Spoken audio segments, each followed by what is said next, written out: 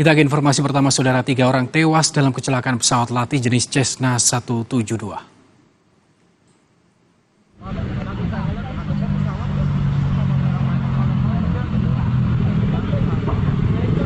Pesawat Teknam P2006T dengan nomor registrasi PKIFP jatuh di lapangan Sunburst BSD Serpol Tangerang Selatan.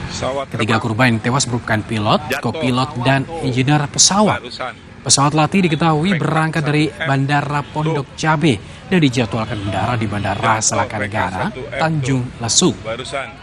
Menurut saksi mata, salah satu korban sempat meminta tolong, sementara 2 lainnya ditemukan sudah dalam kondisi tak sadarkan diri. Pesawat terbang tuh, nih lampu merah tuh, macet baru saja.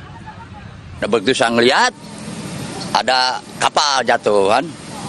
Nah, ada korban 1, udah terpental. Saya cek lagi ke dalam kan, ada 2 orang.